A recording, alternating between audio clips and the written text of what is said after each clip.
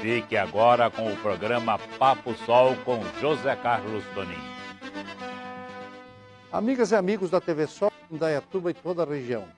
Nós estamos através do canal aberto e gratuito 48.1 de UHF, chegando na cidade inteira com uma imagem perfeita e também na região. Ilhas Fausto, Cardeal, Salto, Montemor, Itupeva, Campinas, uma parte aqui de Campinas. Enfim, estamos trazendo para a nossa região as boas coisas que interessam para Indaiatuba e para as cidades aqui em volta. Estamos também nas mídias sociais, no Facebook, no YouTube, no Instagram, no endereço TV Sol 48. Nós estamos aqui no Papo Sol hoje, recebendo uma visita importante que você pode assistir ou ver a qualquer momento do dia ou da noite, acessando o TV Sol 48. E aqui nós temos a honra de abrilhantar o Papo Sol, contar com a visita da doutora Selene Queiroz Pinheiro de Oliveira. Tudo bem, doutora? Tudo bem, Toninho. A honra é minha. Eu fico muito feliz de estar aqui. Que legal. Muito gostoso. Que legal. Você se deslocou de casa, fez a gentileza de vir até aqui e informar os nossos telespectadores sobre o que ela faz, sobre a boa medicina que ela faz. E antes, daqui a pouco nós vamos falar da formação dela, mas antes eu quero perguntar o seguinte: você pratica um ramo da medicina que é a geriatria ou é gerontologia? Qual é a diferença, hein? Então, a geriatria é a área médica que trata, então, do idoso, né? Trata do do envelhecimento. Do Exatamente. envelhecimento. Então, é a área médica que trata do envelhecimento. Trata o quê? Especialmente da prevenção? Trata da prevenção, trata da administração de vários problemas clínicos que a pessoa idosa tem, trata tentando manter ou aprimorar a funcionalidade do idoso. O geriatra tem muito essa visão, não só da questão assim, de resultado desse ou daquele exame. A gente quer saber como é que o idoso está vivendo. Ele está vivendo bem? Ele é autônomo? Ele tem condição de exercer a sua vontade? Isso é uma coisa que o geriatra preza muito. Sim. Então, ele visa administrar todas essas questões de saúde para que a pessoa mantenha essa autonomia o maior tempo possível, essa funcionalidade o maior tempo possível. Porque se ele não depender de ninguém, ele vive melhor, é isso? Todos nós. Eu acho que ninguém tem medo de ficar velho, Toninho. Acho que a gente tem medo de depender das outras pessoas, né? E gerontologia? E tem mais uma coisinha, que a gente também cuida, assim, tem uma questão também do final de vida. Então, de dar uma qualidade para o final de vida, humanizar o final de vida, né? Tem uma especialidade hoje que chama cuidados paliativos, mas o geriatra também tem essa visão de paliativar quando necessário, de dar esse conforto e dar uma dignidade de morte. Como é que é conciliar esse final de vida com qualidade de vida? Você chega no final de vida porque você não tem qualidade. Como é que é esse negócio, hein? Então, Toninho, eu acho que tem uma questão assim. Muito se fala hoje de humanização do parto, não é? De dar uma qualidade, de dar um aconchego. Sim. Eu acho que tanto nascer quanto morrer é natural, são os dois extremos da vida. Todo mundo sabe que vai morrer um dia. Eu acho que a gente precisa pensar no morrer com qualidade. Como é que é morrer com qualidade? Você precisa morrer porque você não tem qualidade? Como é que é esse negócio? Não, você está chegando ao final da sua vida, de você ter as suas vontades respeitadas, de você ter... se você quiser, então, eu expresso a minha vontade de que eu não seja submetido a procedimentos que venham me trazer desconforto. Ou trazer dor, ou trazer um prolongamento fútil da vida que não me traga nenhum tipo de qualidade. Então, hoje, a gente ainda tem muito dessa morrer sem qualidade, de morrer sofrendo, de morrer longe da família, de morrer, né, numa situação assim de muito drama. A gente pode escolher fazer diferente. Drama não só pessoal, mas para os outros. Familiar, né? Também. Familiar. Para você ter uma ideia, a Sociedade Brasileira de Geriatria e Gerontologia lançou um aplicativo que chama Minhas Vontades. Nesse aplicativo, você pode ir lá e deixar tudo por escrito. O que você deseja. Ah, tá. Quando você está bem consciente, você escreve. Eu quero que faça assim, sabe? Certo. Eu não quero receber visita de fulano de tal. Isso. Essa pessoa não quero que venha me ver. Até isso tem. Você quer que fica com meia no seu pé, sabe? Então, tudo isso, todas essas vontades que parecem... Eu quero que não me corte o uísque, por exemplo. Não me corte o vinho. Tudo então, bem? mas você sabe que essa questão da humanização... Então, a gente vê até hoje, assim, em algumas situações, em alguns hospitais, que permite tomar a taça de vinho. Tomar um vinho do Porto e tal. A visita do cachorrinho, Tá. entendeu? Então, assim, essa coisa que é fundamental, né? Que é a característica da pessoa. Nossa então, senhora, mas eu não vou nem falar quem é a doutora, porque ela nós já começamos do fim para o começo. Mas, eu só dei uma cutucada e ela tem papo, vocês perceberam aí, para 3 dias e meio, né? Mas vamos lá. Mas, doutora, o que uma moça... Você é de Ribeirão Preto mesmo? Eu nasci em São Carlos, São Carlos. mas eu fiz faculdade em Ribeirão Preto. Em Ribeirão Preto. Fiz Então, você é de família de São Carlos? Eu sou de família de São Carlos. E meu pai é de Buritizal. Buritizal. E a gente, então, assim, mas ele fez faculdade de engenharia em São Carlos, conheceu minha mãe. Engenharia na USP de São Carlos. Isso. E aí a gente nasceu em São Carlos. Sim. Moramos em muitos lugares E sua do Brasil. mãe é de São Carlos? A mamãe é de São Carlos. Porque todo mundo nós, da nossa época, pelo menos eu me lembro, né? Ia fazer faculdade de engenharia em São Carlos, acabava arrumando uma parceira em São Carlos. Pois é. Muitas moças de São Carlos casaram com engenheiros. Com os engenheiros formados na escola da USP de São Carlos. Aliás, uma das mais respeitáveis instituições de ensino do Brasil, assim como a escola da doutora. Lá, a medicina da USP de Ribeirão Preto, a escola da doutora aqui está metida até a produzir vacina agora contra a Covid-19. Mas, doutora, e aí o que você inventou de ser médica? Por quê? Ai, Toninho... Você gostava? Achou bacana? Não tinha ninguém médico na minha família. E a minha mãe teve câncer de mama com 38 anos. E eu comecei a acompanhar essa coisa de medicina nessa época, mas nessa época eu pensava mais em ser psicóloga. Eu queria ser psicóloga, eu queria ajudar as pessoas, sabe? E aí eu até cheguei a passar em faculdade de psicologia. Só que eu estava no segundo colegial, quando eu passei no segundo do ensino médio, né? Traduzindo para os tempos atuais. Você era meio Caxias, como a gente dizia antigamente? Até hoje. Continua, então. Nossa Senhora. Eu sou muito Caxias. E aí que eu... Vamos dizer CDF, né, doutor? Não pode falar CDF. Corta. Daí Daí eu estava no cursinho, estava no terceiro colegial, e aí o pessoal, não, faz medicina. E eu acabei, então, optando por fazer medicina, mas eu entrei na faculdade de medicina meio assim, aérea, eu nem sabia direito. Foi meio... Mas quando eu entrei na faculdade, aí eu vi que eu realmente ia poder ajudar e eu ia poder ajudar... Muito mais, talvez... Com uma amplitude, às vezes, até maior, né? Então, quando eu comecei e eu entrei no curso clínico, né? Que os primeiros anos são anos de curso básico, né? De farmacologia, anatomia, microbiologia. Chato, negócio de anatomia e tal, tem que estudar muito, não é? Porque você tá lá para ver gente, sabe? Para cuidar de gente. E aquela introdução, às vezes muito você... defunto, né? E você é muito... às vezes imaturo, né? Então, você tá fiquei meio perdidona. Mas quando eu entrei no hospital, aí eu entendi que era aquilo mesmo que eu queria. Aquilo que você queria. Olha, Porque que todas legal. as cadeiras que eu passava, todas as especialidades que eu passava, eu gostava. Tudo eu gostei.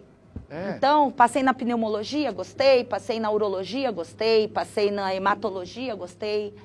E aí que eu pensei assim, nossa, eu preciso fazer uma coisa geral, generalista, né? Eu vou ser clínica geral.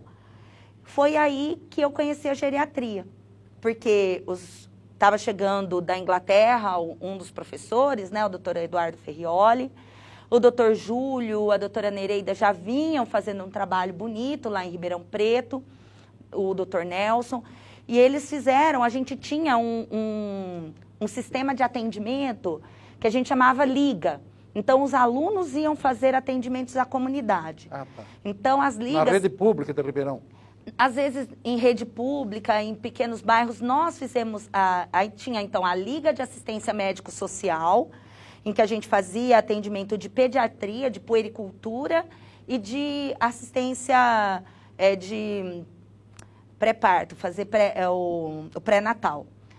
E aí eles abriram a Liga de Geriatria dentro da LAMES. Sim. E a gente foi atender dentro de uma instituição... Então, geriatria, nesse ramo da medicina, ou nessa especialidade da medicina, é uma coisa mais recente? É muito recente. Tem Recente? poucos. A gente tem no poucos passado não geriatras existia no nem isso. Brasil. Ah, não, é bem recente. E aí, a minha turma de geriatria é a terceira turma de residentes de Ribeirão Preto. Ah, é? É. Ah, então é uma coisa recentíssima. Bem recentíssima. Aí a gente foi fazer atendimento numa casa de repouso, né, numa instituição de longa permanência.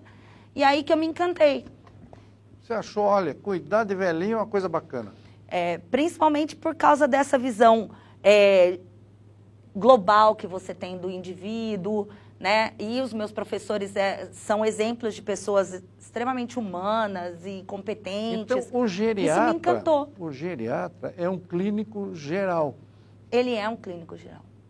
Ele é um clínico geral, mais dedicado à terceira idade. Exato. E por isso que quando E gerontologia, qual é a diferença? E a gerontologia? A gerontologia são todas as áreas do conhecimento que tem essa visão do envelhecimento. Então, desde a questão assim, de promoção de saúde, de desenvolvimento de ações sociais visando o envelhecimento, de questões como a gente estava debatendo recentemente lá no Fórum Nacional da Pessoa Idosa, questões de inclusão, questões de você combater o preconceito contra a pessoa idosa, questões de tecnologia voltada para o idoso. Então, todas as áreas do conhecimento que estão voltadas para o envelhecimento. A fisioterapia da pessoa idosa, né? Então, várias áreas do conhecimento que confluem para esse bem-estar do idoso. O preconceito para com o idoso é uma coisa pesada, uma coisa dura. É uma coisa difícil. Tão infiltrada nas pessoas, né? Hoje em dia a gente chama isso de idadismo ou etarismo, né? É uma questão tão infiltrada nas pessoas. Você vê, por exemplo... Uma questão arraigada nas pessoas, é isso? Você acha o velho feio, você acha o velho decrépito, que não serve para nada, né? Você pensa... Eu escutei uma história bacana esses dias da Isabela Rossellini, que era modelo da Lancôme, e ela foi demitida aos 42 anos porque ela era velha. E aí depois ela volta... Tava demodê, tava fora de moda. Ela volta muitos anos depois, já com uma aparência de idosa, uma idosa linda, diga-se de passagem, volta a ser modelo da Lancôme novamente, como uma ideia mesmo de combate a essa coisa do perfeito, né? Dessa coisa, só o jovem é bonito. Nós conhecemos muitos idosos muito bonitos. E hoje, assim, não basta você viver muito. Você quer viver muito, mas você quer viver fazendo as coisas que você gosta, né? De um jeito bacana. De um jeito bacana. Poxa, Toninha, a gente vê essa questão, por exemplo, aqui, desse programa que você está fazendo. Isso aí é uma coisa que acende um brilho no olhar, não é? Eu vejo em você isso, a gente vê esse entusiasmo, essa coisa bonita. E é isso que a gente precisa ter para viver bem.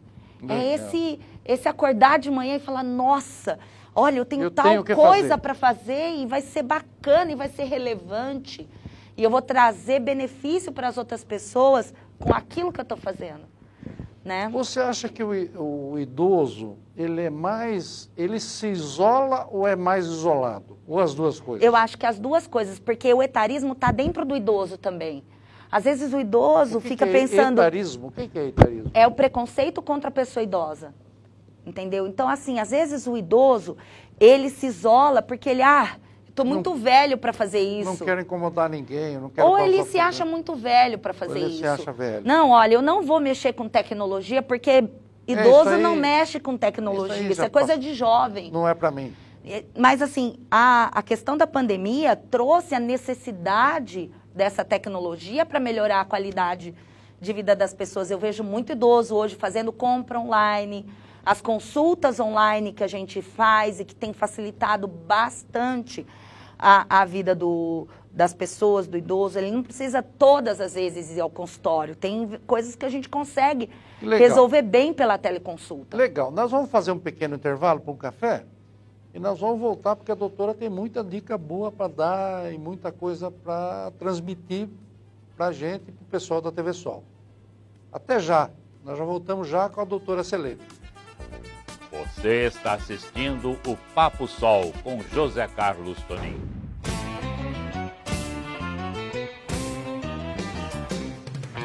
No Pesqueiro 3T, você encontra pratos deliciosos aliados a um ambiente muito agradável e descontraído.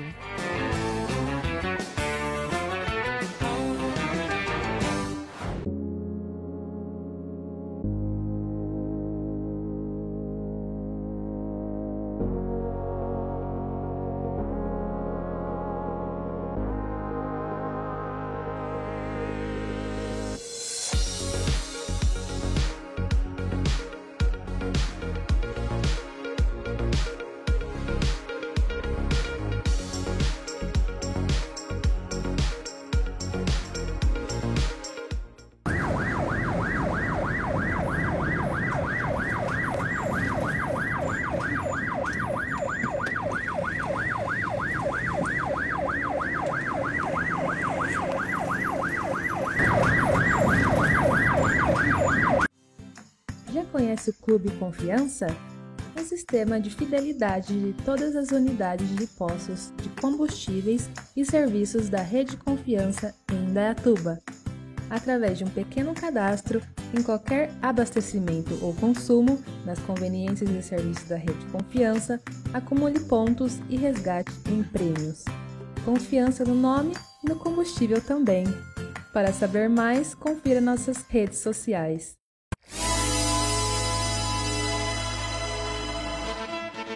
Voltamos com a doutora Selene Queiroz Pinheiro de Oliveira, médica, bem formada, numa escola de medicina de padrão, geriatra convicta, que acha que escolheu uma especialidade da medicina muito importante, muito bacana de ser exercitada e que está dando boas dicas como contornar essa questão de chegar ao fim da vida com qualidade.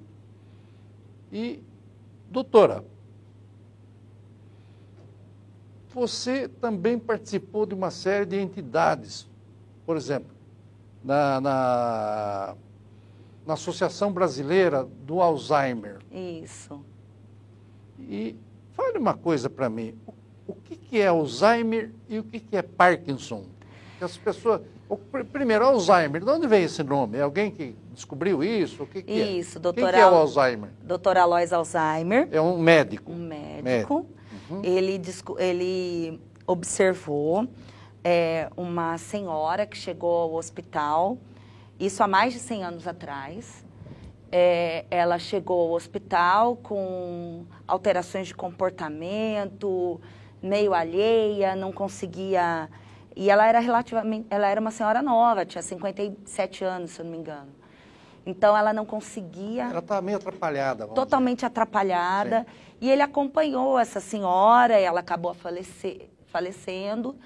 Ele pediu à família, fez o estudo do cérebro dessa senhora E aí ele detectou algumas alterações, né? Que são as placas beta-amiloide, os emaranhados neurofibrilares. E isso ele descreveu e então foi dado o nome doença de Alzheimer. Só que isso até hoje é o que a gente conhece, a gente evoluiu muito no conhecimento da doença de Alzheimer. A doença de Alzheimer... Americano? Não, Inglês? ele é austríaco. Austríaco. E ele, então ele... Ou ele foi? Não é vivo ainda? Foi. Já foi. É. E ele, então... Então a gente ele evoluiu começou muito, esses estudos nesse campo. Nessa época e ficou tudo muito parado, até porque a população naquela época não era tão longeva quanto é hoje. Sim. E a gente sabe... Não tinha nem chance de ter Alzheimer, que embora antes. Falecia antes. Hoje é uma doença muito prevalente, né? Porque é uma doença, então, neurodegenerativa, então, que vai degenerando o cérebro. Hoje a gente sabe que essa doença começa até 20 anos antes dos primeiros sintomas, né? Então, vai tendo uma degeneração cerebral e uma fase... Degeneração, tudo que integra, com o tempo desintegra, doutora? É isso? Na verdade, então, vai tendo o depósito dessas proteínas e elas são tóxicas e aí elas vão gerando morte neuronal, entendeu? E isso vai acontecendo, só que como a gente não usa a totalidade da capacidade do nosso cérebro, então vai degenerando aos pouquinhos e só aparece quando já tem muito. Se usar menos, ele degenera mais rápido, é isso? Na verdade, ele aparece mais rápido porque você tem que a gente chama de uma baixa reserva cognitiva. É como se você tivesse, vamos dizer, reserva cognitiva. Um banco de ideias. Como se você tivesse... Um armazenamento. Um armazenamento. Porque quando você vai gerando conhecimento, você vai abrindo conexões cerebrais. É mais ou menos como a memória do computador. Tantos megabytes, mas eu vou trocar por não sei quantos megabytes. E aí quando você vai adquirindo conhecimentos na sua vida, você vai estabelecendo novas conexões, novas sinapses. E isso deixa seu cérebro mais ágil, mais apto. Né? E aí... Tem uma época da vida que a gente acha que é melhor começar a esquecer certas coisas ou não é bom isso? O desinteresse pelas coisas é bastante perigoso. É perigoso? É perigoso. É importante que a gente mantenha o interesse e a interação. A gente sabe hoje em dia que interação social é um grande fator protetor para a saúde cerebral. Tanto para proteger contra a depressão, mas também para proteger contra a doença de Alzheimer. Cultura inútil, não é bom esquecer? Ou não? Mas aí o seu cérebro faz isso tranquilamente. Não, tem um livro muito bacana de um neurocientista argentino, radicado no Brasil, que faleceu ano passado, Ivan Izquierdo, e ele tinha um livro que chamava A Arte de Esquecer. A Arte de Esquecer. Um livro muito bacana de ler. Mas é sério. Aí ele conta várias coisas, e um exemplo que é bem marcante que ele conta é que como as memórias são formadas pela emoção, né? Todo mundo sabe exatamente o que estava fazendo quando Ayrton Senna morreu. Você não sabe? É verdade. Sei. Exatamente. Agora, se você... Foi velado na Assembleia de São Paulo. Exatamente. Você sabe exatamente. Agora, se você aconteceu uma coisa desimportante, você estava presente, mas você não lembra, porque aquilo lá não te interessa, entendeu? Tudo bem, doutora. Nós vamos falar daqui a pouco da associação, da ABRAS, da Associação Brasileira de Alzheimer, que a doutora participa ativamente. Fale para mim o que é Parkinson, porque duas coisas que afligem o velho, é o Alzheimer e Parkinson. O que é Parkinson? São duas doenças que têm assim, são bastante conhecidas, acometem muitos os idosos, né? Então, a doença de Alzheimer afeta o quê? A memória, a capacidade de raciocínio, de cálculo, de linguagem e depois, posteriormente, comportamento. Mas a pessoa anda normalmente. Você olha ela na rua, ela está normal. Entendeu? Não tem problema de mobilidade. De mobilidade. A doença de Parkinson, ela também é uma doença degenerativa, só que ela acomete o movimento primariamente. Então, a pessoa pode ter tremor, um tremor de repouso, a pessoa fica encurvada, geralmente para frente, com os movimentos lentos, com o passo curtinho, é uma pessoa que tem um altíssimo risco de queda, né? E esse Parkinson também foi um médico que descobriu isso? Foi um médico inglês. E aí a gente vê, na verdade, o primeiro mesmo que detectou a paralisia agitante foi Charcot, que era um médico francês, neurologista. E esse nome Parkinson, de onde vem? Aí depois esse outro médico, o Parkinson, ele descreveu melhor. Isso. Tá. Aí herdou o nome dele. Mas a doença de Parkinson, no começo, ela não afeta a memória, ela não afeta a cognição. Não tem nada a ver uma coisa com a outra. A pessoa pode ter até as duas coisas, mas uma não tem nada a ver com a outra. Mas na fase tardia da doença de Parkinson pode acometer a memória também.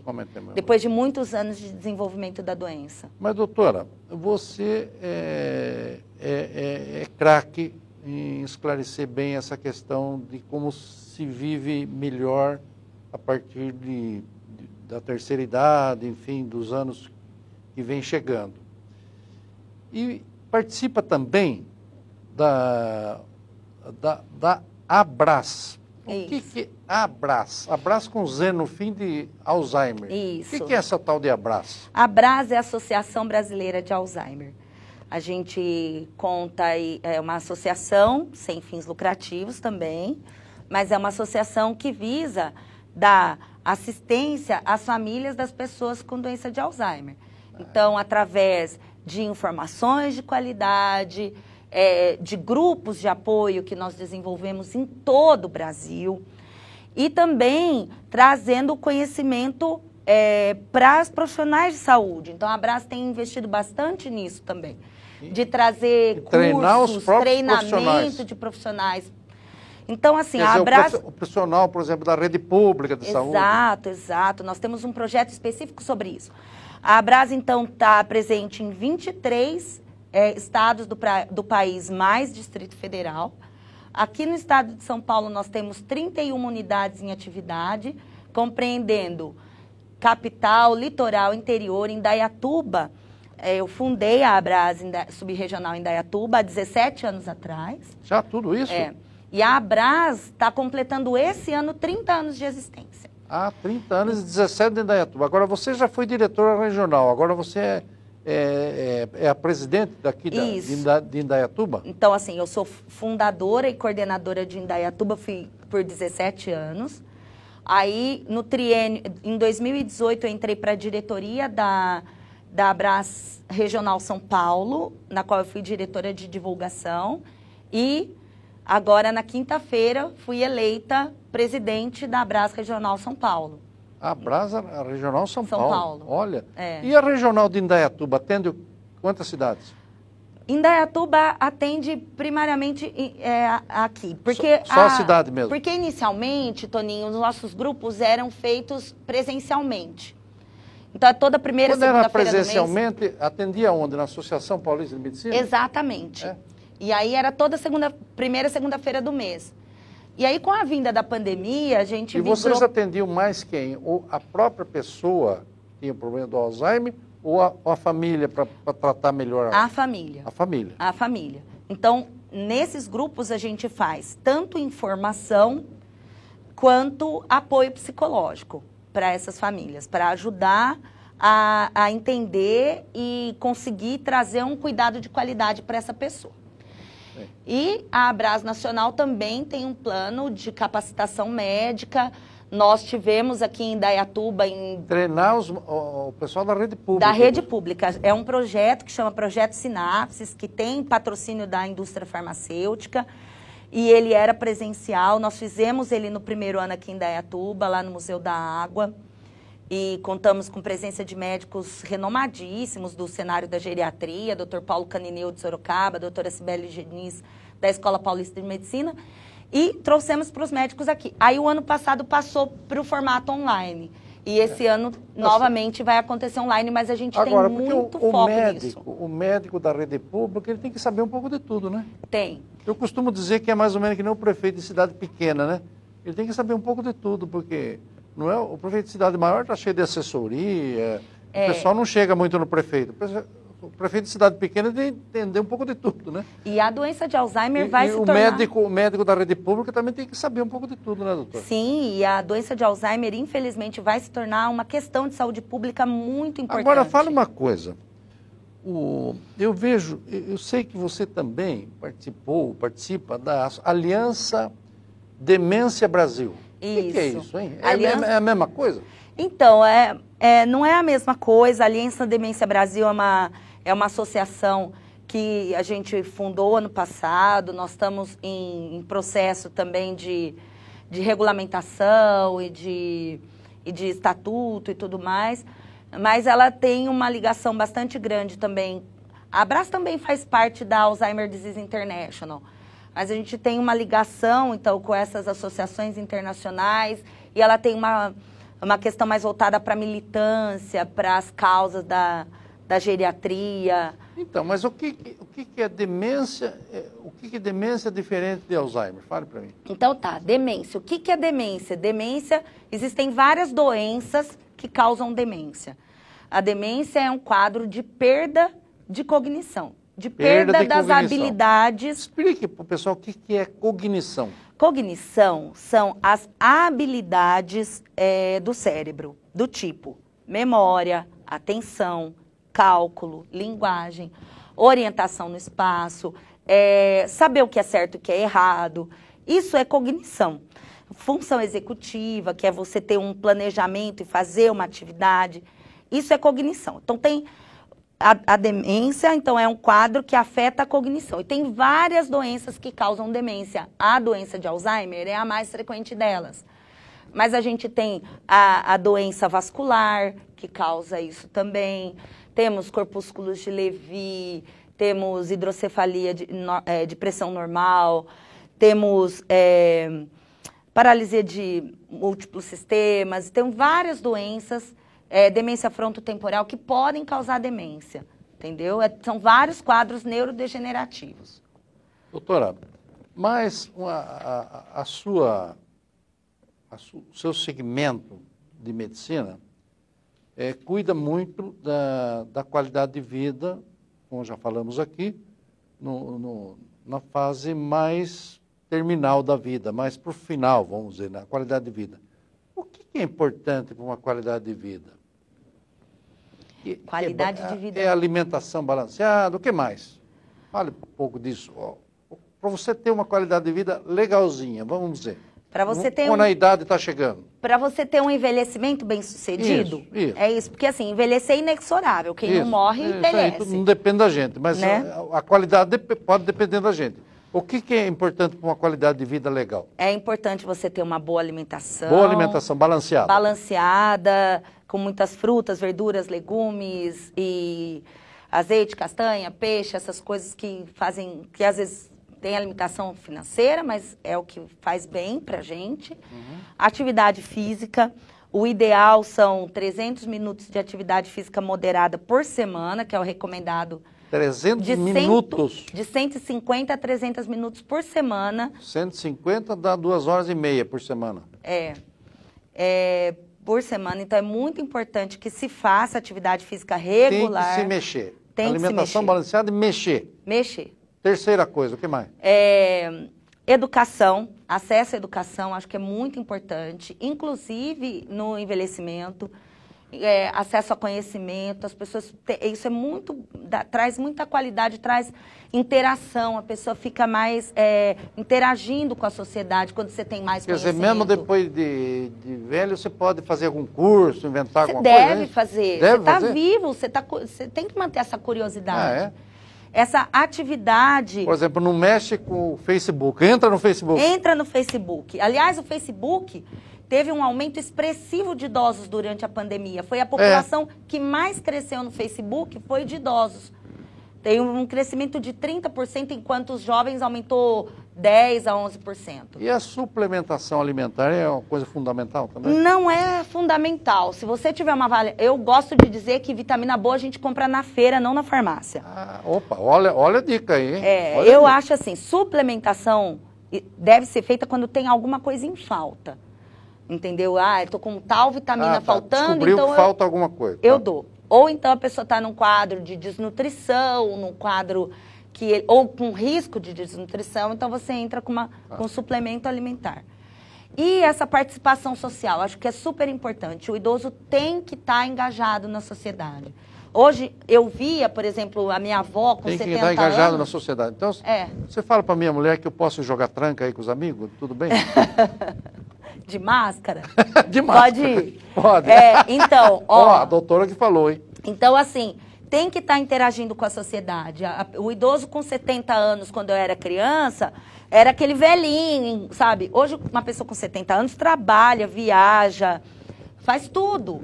Então, assim, o idoso... Namora, claro que namora. Por que não? Então, esse é um outro tabu do envelhecimento. É um tabu. Tem que namorar também. É um tabu. Ô, doutora, nós temos que encerrar o programa, infelizmente, que a conversa aqui é muito boa, né? Vocês perceberam, né? Então, fale onde é que a gente acha a doutora Selene. Se eu quero levar um amigo, eu quero ir lá, eu quero receber as instruções da doutora, ela que sabe muito, não sabe tudo, ninguém sabe tudo, mas sabe muito desse assunto de demência, de Alzheimer, de questão de geriatria, de boa qualidade de vida até o final da vida. Onde é que a gente encontra a doutora? Fale para mim. Meu consultório é na Rua das Orquídeas, 667, Torre Medical, sala 314, né? E quem quiser saber mais... No chamado Parque Mall. Parque Mall, exatamente. Tá. E você está nas mídias sociais também? Eu estou nas mídias sociais, mas as minhas mídias sociais são mais pessoais, né? Então, procure nas redes sociais da Abras Alzheimer. Abras Alzheimer. Mas então, Facebook... E a Selene Queiroz Pinheiro de Oliveira? Se você escrever no site lá, você vai achar o seu endereço, o seu telefone também, não vai? Vai achar. Vai achar. Vai. E nas redes sociais da Abras, então, Facebook, Instagram, YouTube, nós temos uma programação riquíssima, cheia de informações de grande qualidade, tanto para o público leigo quanto para o profissional. Que legal. Vamos encerrar o programa. Doutora, olhe para aquela câmera lá e fale alguma coisa que você acha interessante para os seus pacientes ou que você gostaria de dizer para a população em geral. Por favor. Bom, tenho tanto para falar, mas o que eu acho muito importante dizer é que o envelhecimento pode ser uma fase muito boa da vida da gente. Muitos falam assim, melhor idade. Eu acho que não existe uma melhor idade, mas a gente pode fazer dessa fase da vida uma fase ativa, uma fase participativa da vida, com qualidade, com respeito, se respeitando também, se fazendo respeitar. Eu acho que o envelhecimento é a grande onda, é uma coisa nova, é uma novidade ficar velho. Então a gente tem que surfar nessa onda e participar mais e fazer valer as nossas vontades. Obrigada. Essa é a doutora Selene Queiroz Pinheiro de Oliveira. Competente, estudiosa e está dizendo que o envelhecimento também é uma coisa legal. Meus parabéns, doutora. Obrigado pela sua visita aqui, enriquecendo essa humilde bancada do Papo Sol. Obrigado. Obrigada. Valeu, querida.